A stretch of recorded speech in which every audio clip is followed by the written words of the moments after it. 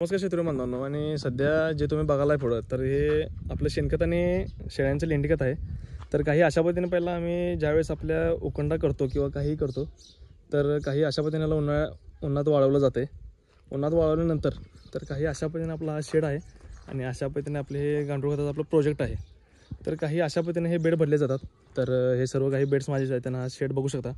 तर कमीत कमी हा एकरला आम्ही शेड मारलो आहोत आणि सध्या गांडूळ खताचा प्रोजेक्ट केला होता. इथं 110 ते 120 बेड आहेत सध्या. तर एका बेडमध्ये कमीत कमी 2.5 ते 3 टन माल निघतो. तर सध्या बघू शकता. तर उकंडा ज्यावेळी आपण करतो, उकंडा आणल्यानंतर पूर्ण ह्याला बेडमध्ये भरलं जाते. 12x4चा बेड आहे आणि 3 फूट उंचीला आपण ह्याचा ट्रे केलेला आहोत. तर असं बघू शकता. तर खाली आपण बुट्टी ठेवण्याचा वर्मी वॉश पण ह्याला आपण गोळा करत आहोत.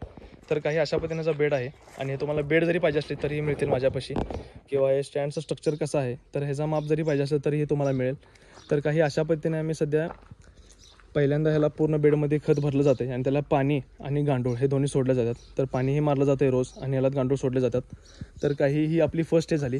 ज्यावेळेस आपण आपल्या उन्हामध्ये पूर्ण वाळवून आपला फर्स्ट स्टेज आहे की आपण बेडमध्ये भरू शकतो. तर ही फर्स्ट स्टेज बघू शकता.